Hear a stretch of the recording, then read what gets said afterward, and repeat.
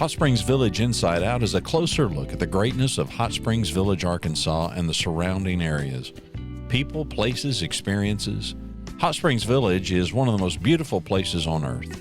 Join me, Randy Cantrell, and my co-host, Dennis Simpson, as we engage in weekly conversations to explore Hot Springs Village Inside Out.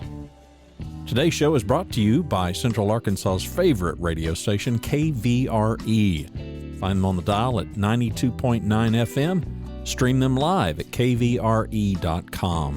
RE/MAX of Hot Springs Village, the award-winning RE/MAX of Hot Springs Village, is the largest real estate office inside the village with over 30 full-time agents and support staff. Visit them to learn more about this beautiful place to solve your real estate needs. Call them today at 1-800-364-9007 or find them online at explorehsv.com. They are RE/MAX of Hot Springs Village at 1-800-364-9007 or online at explorehsv.com. So, Bob, what's the craziest thing anybody's ever told you about their pet in the village? Well, there's a big long list. I mean, I get one every day, but one of the recent ones was this lady that said her doggy up all the time, and I said, "Well, how often do you feed him?" She says, "Well, 6 or 8 or 9 times a day." And I said, "Your doggy's stomach can't tank that, you know. Doggies have a 1-meal stomach. We still feed them twice a day because we're humans and we're stupid, okay? But the doggies, they only need 1 meal a day." And they'll beg you to death. I mean, people call me on the phone crying. "What do I do?" I said, "What do you mean?" She says, "She just keeps looking at me." I said, "Well, go in the bathroom and shut the door." I mean, that's my stuff, you know. Yeah, blindfolding. Quit looking at me. Quit looking at me. And with that, we begin another episode of Hot Springs Village Inside Out. I'm Dennis Simpson. He's Randy Cantrell, and that is Dr. Bob Zepecki. It is a pleasure to have you back again, Bob. We've been on different venues over the years, haven't we?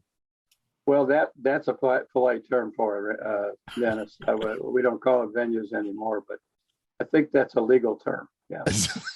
That may be a legal term. We wanted to ask Dr. Bob what the challenges are of having a pet in the village, and Lord knows he knows. Give us a little background, Bob. How long have you been doing this? Well, I've been around 50 years in the village. This is number 19 years here. Yeah, so I'm a villager through and through. No, the biggest threat to villagers is they walk their doggies on leashes and think they're safe. And the coyotes here just love to eat cats and dogs. I mean, and they do on more times than you can believe. But that's the one thing, is that putting them at risk like that. The second thing like that is overfeeding. They all feed their doggies too many times and too many treats. About 80% of what I see every week here is gastroenteritis, and it's from treats. And the treat companies keep me in business. Let's put it that way. But he just keeps looking at me, Bob. I got to feed him. Well, you know, when I tell them they can't have any more treats, they burst out in tears. I mean, villagers, really? They thrive to feed their doggies a treat and get some return affection and all that stuff. And, they feed them too much and too often. Well, let me cut into here just for a second, Randy, something you don't know, and probably that our guests don't know. Bob, if I walk past the restrooms and into the little room that we go back and do some procedures, there's a whole row of cages. And what are in those cages?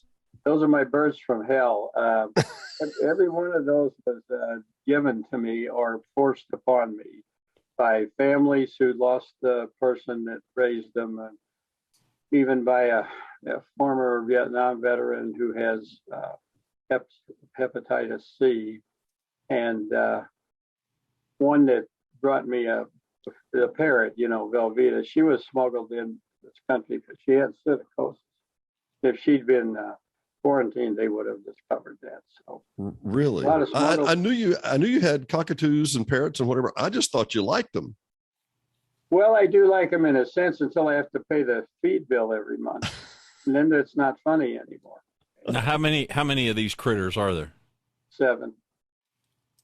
It's a hall full. I don't know what I'm going to do if somebody else tries to give me a bird here.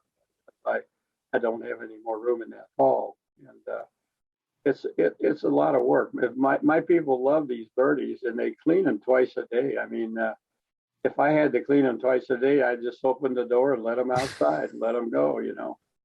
So a lot of people give you the bird, is what I heard. No, they're better than that about it. In the village, they don't give you the bird. They call their 3 friends and talk all about you. Yeah, innuendo ranks among innuendo and out the other. No, I got it. Yeah. Let's talk about puppies and kitties. You've done this for what, 19 years in the village, you said? Yeah, 19 in the village and 50 total. It's always a pleasure to see new puppies.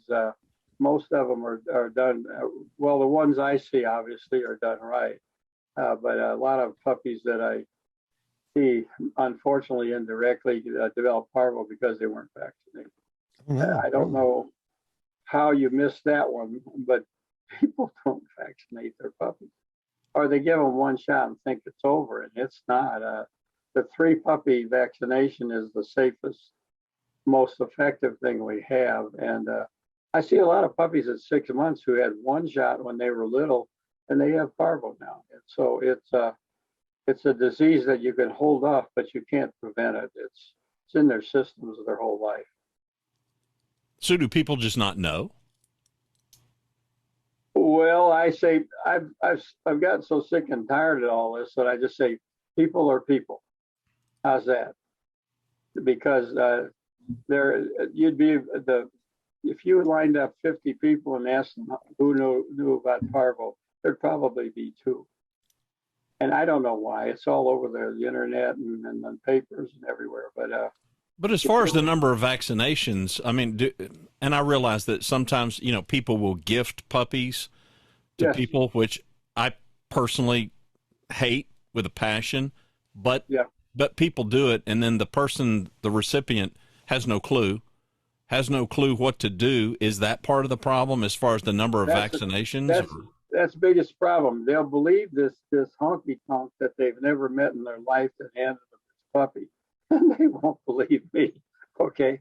So no, the biggest lie in the village, other than I paid my taxes, okay, is he's had all his shots. Okay, that's the biggest lie there is, and 90% of those puppies could be saved with just 2 or 3 vaccines in a row. So they don't come with owner's manuals, I hear tell. So give us the rundown.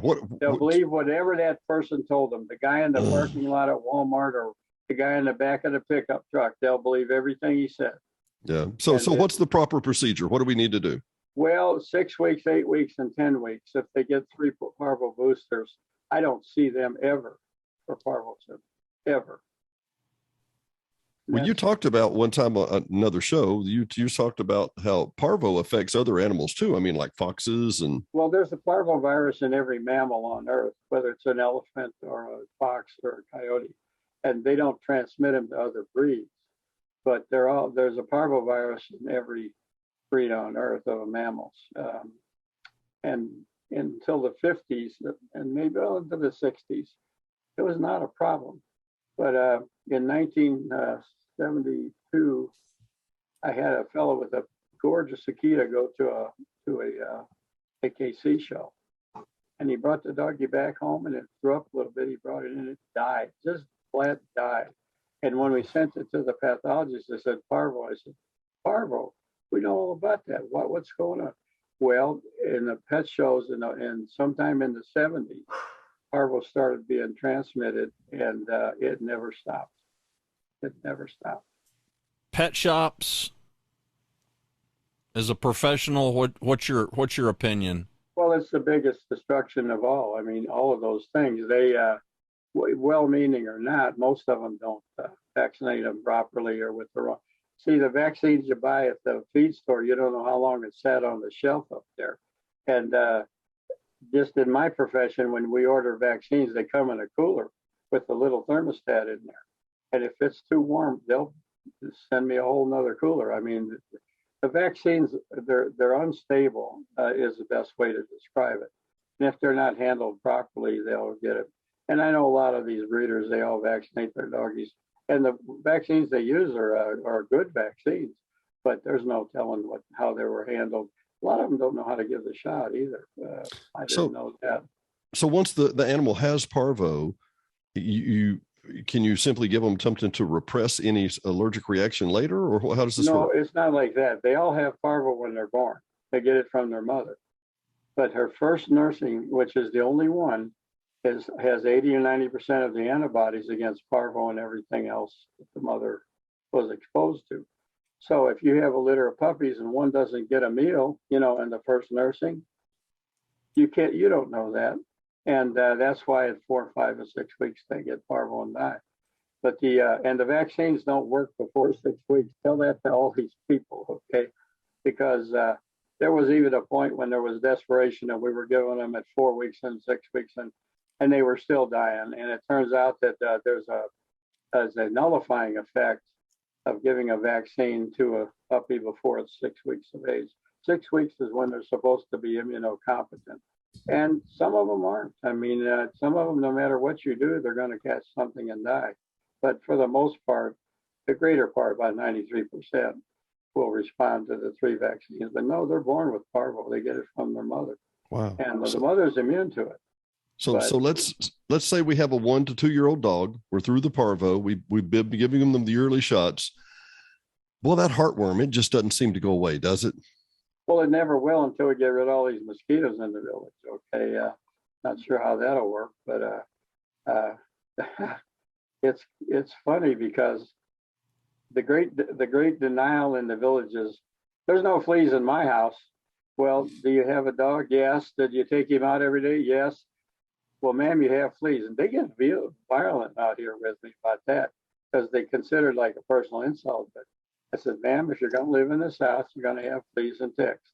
They've been here longer than we have, and they're going to be around forever. And frankly, this new chewable Bravecto has really wiped out this problem. I mean, it is just wonderful. I almost have a normal practice now. But the flea and tick matter, if a villager doesn't have their house treated quarterly and have their animals on flea and tick medicine on a monthly or 3 to a month basis, they'll never tell me they don't have a flea in their house. One lady brought a big dog in here the other day, and she said, he doesn't have any fleas. So I sprayed him all over with Adam's flea spray. About 600 fleas came out of his hair. She says, oh my God. And I said, I told you, that's it. So it's not like all people in the village are also in denial. Most of them are from up north. So they're in denial about fleas and ticks. But it's just that the fleas and ticks are going to be here year round. And we may have 2 weeks with a below 30-degree temperature or something. And all they do is sit and wait until the temperature goes back up. You can't kill them with cold. Okay? Yeah. They're tough. Well, the ivermectin and I mean, this stuff, this is the first time back when we had Cisco, a little Sheltie mix. Sure. We didn't really worry with that terribly much. And he wasn't there wasn't a real problem with him, but I understand. I mean, there was the occasional stint, but with Scraps, our Chow Shepherd mix or Chow Australian Shepherd mix, man, this ivermectin literally seems magic. What does it do? And is it safe? I mean, I've given this dog a pill that I don't have any fleas and ticks anymore. Well, yeah. The pills aren't that effective in doggies. They're maybe 30% effective. But the ivermectins are just excretions from a certain bacteria. And in 73 was the first time they came on the market. And I bought a bottle because at that time I was giving worm shots to cattle and most of them weren't working. And you had to also dose them orally, which was really exciting. But the ivermectin, when it came out, I gave a sub-2 shot to a cow. We let her out of the chute. She took 3 steps and dropped over. I thought, oh my God, my career is over. So early. Well, the dose was adjusted by the company. But ivermectin, listen, I got to sell a lot of ivermectin to people here on the phone, and they're calling me from Texas and everywhere because it really does stop COVID. It's amazing. There's no doubt about it. And the communist Chinese don't want everybody to know that. But but ivermectin, it's just called a parasiticide. It kills the Demodexic mange, and it kills the baby heartworms. Okay, and also does a lot of other things too, they're finding out, but it's just a simple excretion of a bacteria. Of course, so is penicillin, but the ivermectins are great things, and I have a little bit up here. In fact, I'm treating a doggy right now for heartworms, and it annihilates the baby heartworms that are still in the body. Now, they aren't going to mature in that body, but it'll also mean they won't go to anybody else. Now, is this injectable? Is this? Yeah, yes, there's an injectable. Okay. It's used orally. The liquid is also squirted orally in the dog's mouth and stuff. I don't do that because it's not very effective. But no, it's an injectable, and you do it once. When a doggy has, like I'm treating a demodectic mange doggy right now, and ivermectin kills the mange mites. Go figure. Nobody knew that, you know. Yeah. But no, the injectable, it's also a heartworm preventative. In Mexico, the veterinarians down there give an ivermectin shot every 3 months to all of their clients' dogs because the hard guard and all that are just too expensive and people won't do it. Yeah, well, I can see that. Let me tell a story about Dr. Bob real quick, Randy, to give you a sec. You see this finger? You see that finger? Yeah. What's it been, Bob? 4 years ago? Yeah. I took our little dog, Cisco, and we just got him scraps, probably been 3 years ago. We took him to a groomer, and the groomer had a new pit bull there. Sounds ominous already, doesn't it? Mm-hmm. And everybody was getting along, and it was all a good time, and it was all wonderful until the pit bull turned and grabbed my little 17-year-old Sheltie by the neck and shook him like he was going to kill him. And my Sheltie, who didn't scrape crap off anybody, turned around and bit the pit bull and would not let go. When the story is done, you can see this now, Bob. You can see Cisco, this little 39-pound wiry little Sheltie mix, hanging on to that pit bull and will not let go. Oh, yeah. No. So I believe it. I slipped my hand in there for a split second like an idiot and took my own dog's mouth off the other dog that had bit him. Little did I know his shoulder was dislocated. We were trying to get to Memphis. We called Dr. Bob. Bob, it is 11:35 on a Sunday morning. Mm-hmm. Randy, would you like to know what Bob said? I'm leaving church. I'll be there in 15 minutes. And he was. Well, here's the thing. I'm the only vet in Arkansas, literally, that'll talk to you anytime, night or day on the phone. I'm the only one. I wish they were all like that, though. I mean, it's a dying breed out there. It's embarrassing to me about my profession that they're all just becoming. I don't know what they're becoming, but they don't talk to their clients, and they're not open on weekends, and they don't answer their phone. It's a disgrace to the profession. Now, we have an emergency room in Little Rock, and they do a good job. Right now, they refer a lot of stuff to me from down south Arkansas because people don't want to drive 150 miles to a vet because it may die. The animal may die. So I take a lot of that off their back. But still, I'm the only vet in this whole area. I sent letters to everybody here and told them I would take their calls for them, refer the animals back to them, if nothing else. Not one answer from any of them. And none of them take emergencies. None of them. All that stuff on front door or whatever is such a joke. All those women saying, "Oh, Dr. So-and-so, he answers his phone." That's not true. None of them do. They just don't want to talk to you. And sending some of your clients 60 miles to a emergency clinic, to me, that's an insult. Okay. So I take them all for now. And it's not all good. A lot of them jump on me and chew me out, but because they're mad at their vet. But the point is I'm not going to let the animals suffer for want of a human frailty. Okay. Yeah. So that's what I do here. But I don't know how much longer I'll be able to do it. What, Dr. Bob? What kind of scope and scale is trauma like that? I mean, like how? I've got to tell the rest of the story in just a minute because it's beyond belief. Well. We walked in, Dr. Bob comes in, Cisco's laying on the table. He's 16 to 17 at this time. Bob takes a little plunger, like a chiropractor plunger, a manipulator, pops him down his back, and he's been in shock. His shoulder's dislocated. He's in a ton of pain. He won't do anything. And he went, and he was just fine. Now, this was a Lazarus moment for a few minutes, as Bob explained, until he gets him patched up and get it put back in. But Bob, we both thought that dog had seen better days, and he lived another 2 years.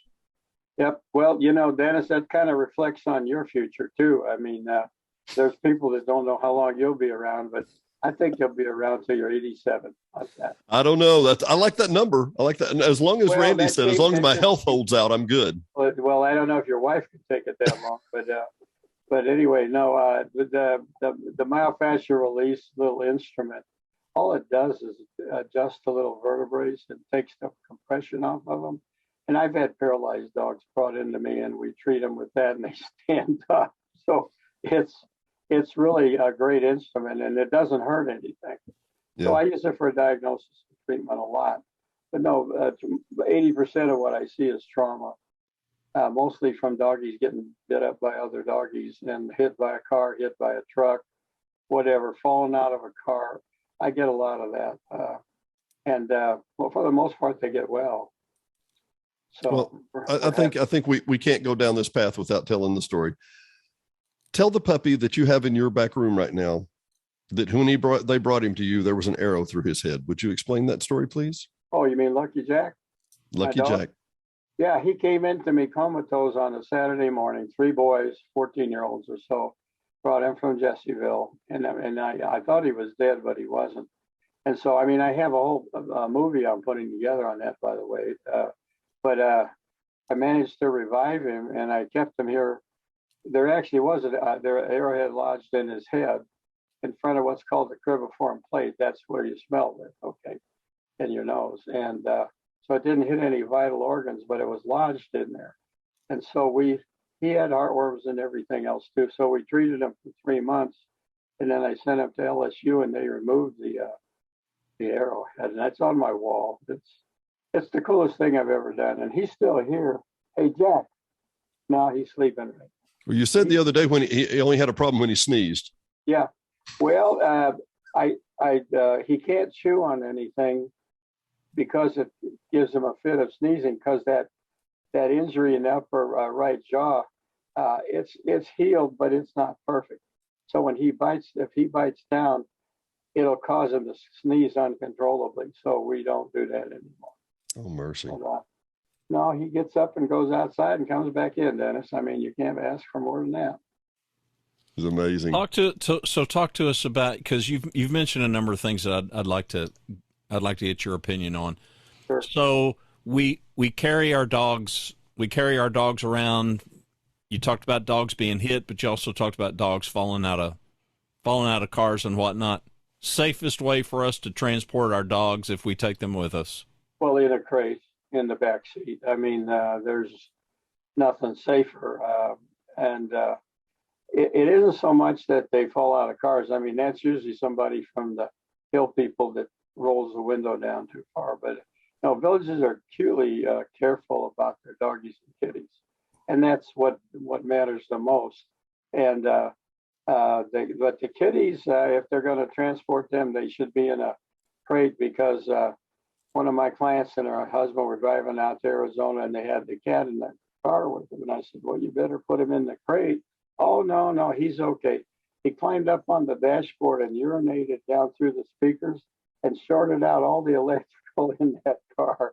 And they had to stop at some God knows place in Arizona to get all that repaired. And I'm sure the smell never went away, okay? But no, letting a cat loose in the car, you might as well expect something bad to happen. But in a crate, an animal in the car is safe. Now, these new ones with the straps across the front, those are fine too, but you have to pick your doggies. Not all doggies handle that very well, okay, the safety belt. So, but no, that's in traveling with and the other thing is, don't feed them before you go, because they'll bring it back to you within 2 hours on the trip, okay? And cat vomit does not smell good, and it lingers in your car for a long time, okay? So I advise them the night before to take up their food, not all the water they want, but take up their food, and then when they travel, don't feed them till you get there. The village is always worried about their animals starving to death. I've never seen a dog from the village or a cat starve to death. They're all obese, okay, and that's the way it is. But they somehow feel that if they don't feed them 1 or 2 or 3 times a day, they're going to die of starvation. And so I'm waiting for the first one to go. Okay, I haven't seen one yet. And anyway, that's the main thing with traveling with the animals. Talk to us about the diet. So, well, what's your suggestions for diet? Well, there's no bad diets out there. The problem is the frequency of ingesting something.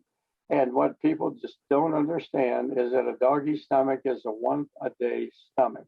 It's not 2 a day, and it's not 1 a day and 5 treats, because each time they get a treat, the stomach produces the same amount of acid as for a meal.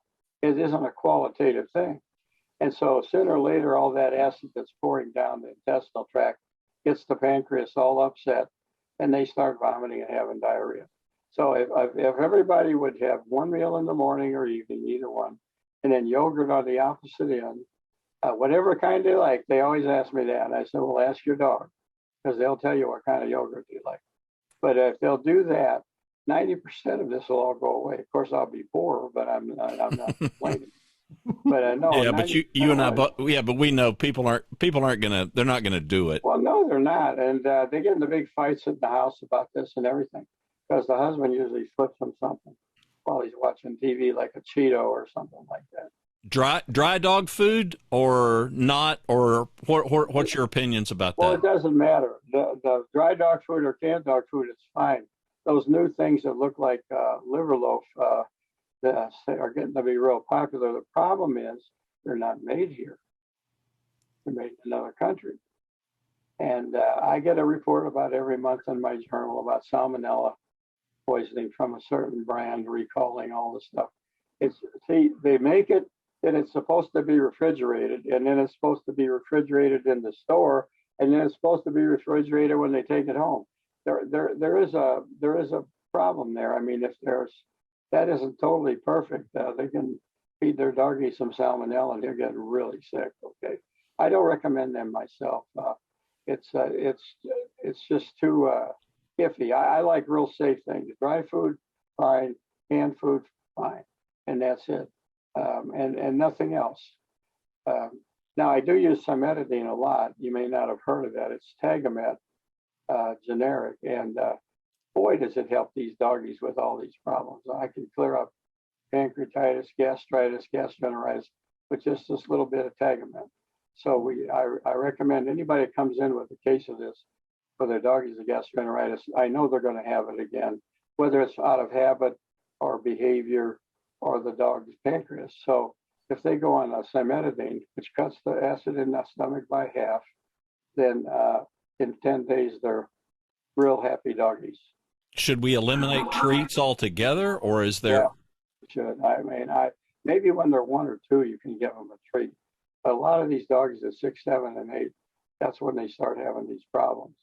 And there's nothing wrong with treats, but it's the frequency. And it doesn't matter if it's an itsy bitsy treat or a great big treat.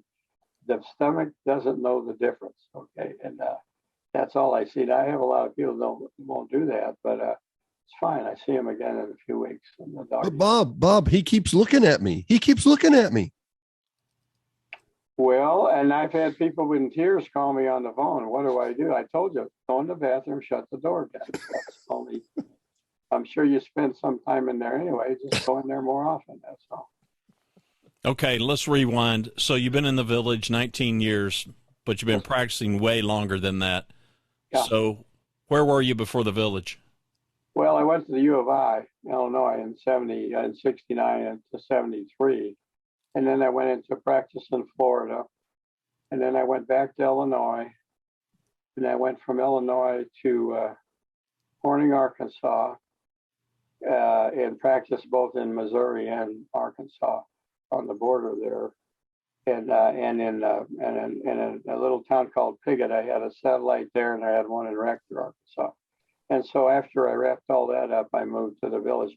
I actually had an appointment with Dr. Poole that got me here in the first place. And then that lasted about a year. And then I just went out on my own, and that's it. I've been here ever since. And I have to tell you, villagers are the most gracious people on earth. They really are, and I appreciate that very much. In my house call practice, I had more cakes and cookies and tea and coffee than you could even hold a stick to. And I mean, it was all. I never saw a villager's house with even a dish in the sink. These people are really, really clean. And maybe Dennis is different, but they're really, really clean people. They keep a good house and they take great pride in their homes. I mean, well, that's why they're so offended when you tell them their dog's got fleas. Well, they'll never get over that. Okay. So I give them a choice. You can move to Alaska, or you can stay here and treat the fleas and ticks. Most of them still have decided to stay here. Okay. Yeah, smart. Okay, was home Illinois? Did you grow up in Illinois? Well, no, I was a World War II baby. So I was born in Fitzsimmons Hospital in Colorado, and my dad was stationed in Newfoundland and somewhere else. Yeah, at Scott Air Force Base in Illinois, and so we moved around. Okay, but then I moved. My dad was killed in a plane crash. We moved back to East St. Louis, and my mom raised us there in that area. And how old were you when your father passed away? Fourth grade. Fourth grade. My. Yeah, and so well, I'm sorry for that. Up to my high school years, I was in East St. Louis. It was a good time there. It was. Now, have you been in the village? So, if you've been in the village 19 years, have you lived anywhere longer? No. The world record was 15 years in Corning, Arkansas, before I moved here, or 17. This is the longest I've been anywhere. Yeah, that's awesome, Dennis. No, the village is a wonderful place, as you all well know. I mean, when the first day I came here, I thought, my God, I didn't think places like this still existed, you know. And people were so gracious and all. And I really got a kick out of this place, and I still do. I mean, I've got some real nasties over there who hate me and they hate America and everything else, but they don't matter. My detractors are in with two hands, and my supporters are in a lot of more hands than that. Well, Dennis and I have learned the truism: in order to be loved by some, you got to be willing to be hated by a few. So there's that. Yeah, there's always rock throwers. You're not getting out there. That's the whole thing. Okay. Yeah, that's right. Well, I think it's time for the lightning round, Randall. Yeah, well, we're going to have to before we get in trouble here. Yeah, okay. All right, these are really quick and painless, Dr. Bob. Hiking, hunting, fishing, or golfing? Who? Me? You? Yeah. Well, I golfed for 3 years and threw all my clubs in the field, and then I didn't ever hunt here because there was nothing for me to do. But I did fish for 3 years until I threw my shoulder out. So I'm out of all of the normal things that you do here. Okay. I did play tennis with my son. It looks like hiking by default then, because you still are walking. You're mobile. 100-foot hike, but not anything more. That's 100-foot hike. No, some young lieutenant from the reserves that went hiking with me on that little bitty trail up beyond the ranger station. I couldn't make it back. He had to help me back to the car. All right, it's the lightning round, Doc. It's the lightning round, Dr. Bob. That means kind of just quick and we just hamburgers, tacos, or pizza. None of them anymore. I mean, oh man, look at him. Salad, nothing but salad. We're gonna get you a radio show. You need a radio show. You need an outlet is what you need. Beaches or woods? Beaches or woods? Beaches or woods? Peaches? Beaches, as in a sandy beach on the ocean? Oh no. Well, I like woods? beaches, but I don't want to live near one. I did that once in Florida. It wasn't much fun. It was miserable. All right, I'm gonna keep trying. I'm batting zero, Dr. Bob. Go, Randy, go. Go, Randy, go. I don't give up easily. Okay, favorite day of the week? Oh, Sunday. Favorite city in the U.S. besides the one you live in?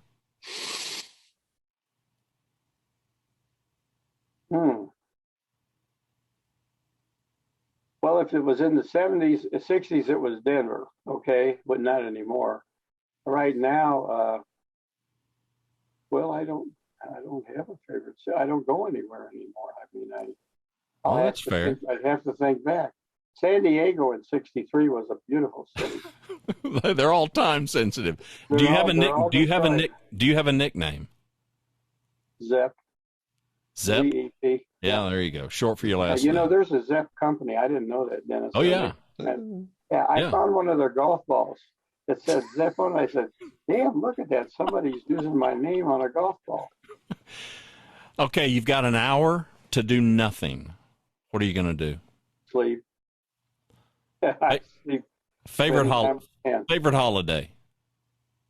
Oh, Easter and Christmas. Well, two of them, Christmas and Easter, yeah. Your very first job? Well, I was in the Air Force 4.5 years. I mean, does that count or? Well, of course it counts, and thanks for your service. But as a kid, did you have a teenage? As a kid, well, no, I worked in my grandfather's grocery store.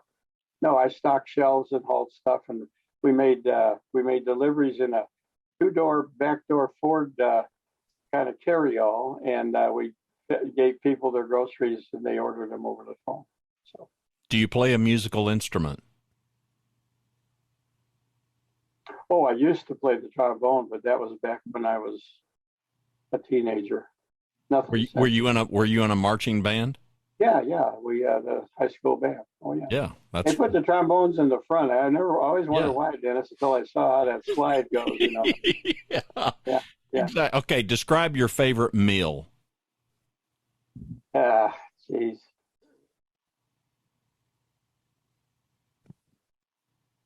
Well, actually, just scrambled eggs and bacon, or scrambled eggs and corned beef hash. I mean, that's my favorite meal. All right. And I don't eat it anymore, by the way, but it's my favorite meal. Very first concert.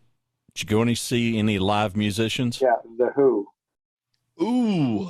Look at him. What year was that, Bob? What year was that? Second or third year of vet school.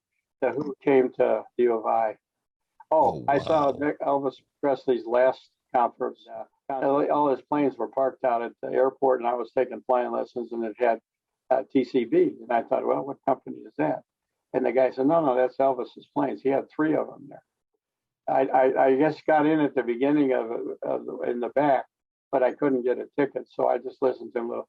But you know, up to that time he died, he developed a wonderful voice eventually. If you may not notice, his first job was in Paragould, Arkansas, at Riley's Pig. It was a small little restaurant with a stage, and he used to drive up from Memphis for $25 and sing for that guy. Okay, that's when he was a nobody. So there was a little. Oh yeah, and Johnny Cash was born here. I don't know if you know that or either. But no, we got a lot of that in the state here. I'm very proud of the state. I mean, I'm as much a native as anybody could be. So. All right. Well, that leads into the next one. Favorite sports team? Well, it might lead into the next one. Well, the Razorbacks. I mean, well, there you go. This year, not every year, not every year. Right. When they're doing well. We were proud of them this year. Yeah. I normally ask people dogs or cats, but it doesn't seem fair to ask you that because we're going to alienate one half. I have a kitty named Sammy and a doggy named.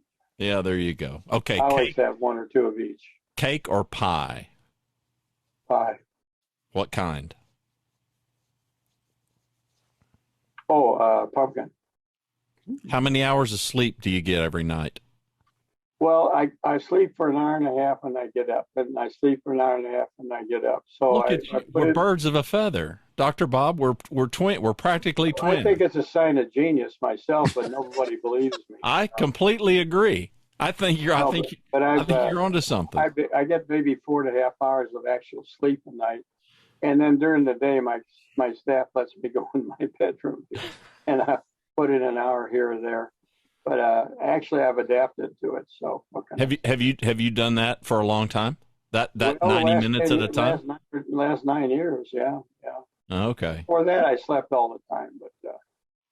Yeah, well, see, what you described is I've done for years and years and years. Okay, we got to keep going. Favorite article of clothing? Oh, my scrubs. All right. Last one. Favorite quote.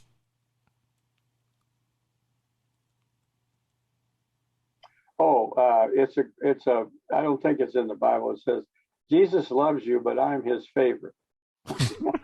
No, that's not in the Bible. No, I didn't think so. Are you sure? I I'm never po- thought Are you it sure, was- Randy? I'm positive it's not in the Bible, but I like it anyway. Well, I live by that. Okay. So Yeah. Yeah. Well, that's I good. hope he likes me. I hope That's he good. invites me in. Oh, I'm certain that's true. I'm certain. But apparently not as much as he likes you because you're his favorite. Yeah, exactly. Yeah, but see, Exactly. I said that. He didn't say that. Well, I gotta say a particular thank you to Randy because we're coming up on 100 sessions, buddy, and I drag you in front of people and you go, "Who's this again?" Some of them, I know, like Dr. Bob, will be extraordinarily entertaining. Dennis is a two-edged sword. Okay, you have to be on the right edge to be in the right place with him. Yeah. Well, the problem is it's hard to tell which side's which. I understand that. They look alike. Yes, No, I they was do. going to tell you, we've got to do some housekeeping here real quick, Randy. If I had an emergency and I needed to talk to a vet during the night or somewhere during the day or the weekend, who would I call and how would that number be, Dr. Bob? I'm the only one that'll answer the phone. Nobody else in the entire state except the emergency clinic answers their phone. Well, what number is yours? 501-626-0237. Call me night or day, and I'll answer the phone. Because, like you know, most of the time I'm up anyways. Well, we can't even get doctors for humans on the phone Well, at no, any then you're time not any supposed time to. of the day. It's we part of can't- the code. You don't talk to me after I'm done talking to you. You got a point. Well, Yeah. I got to tell you, I That told is you about the finger, the little crookedness to the finger that you I listeners know. can't It's see. cool. It's cool. Yeah. He shows that finger to everybody, and they're not sure what his motive is. But No, I was going to say during that time, it was, I had 3 surgeries and 11 months of misery. And during that time, more than once, I thought, I don't know how good my doctor's doing, but I think Dr. Bob could do that good. well, most of that stuff, unfortunately, we can do. It's just that we're not licensed to. I'd love to do some of that stuff. Yeah, I think you're a heck of a lot cheaper too, but that's my personal Well, I opinion. am there too, and I also kiss the wound when I'm done. No, I'm good. I'm good. Oh, no, For Hot Springs Village, Inside Out, I'm Dennis information. Simpson. Too much information. He's Randy Cantrell, and he is Dr. Bob Zepecki. Call this man if you need help. Seriously. Thanks for listening to another episode of Hot Springs Village Inside Out, a podcast where Hot Springs Village, Arkansas is the star. Please subscribe to the podcast. You can do that by visiting our website, hsvinsideout.com, and tell a friend.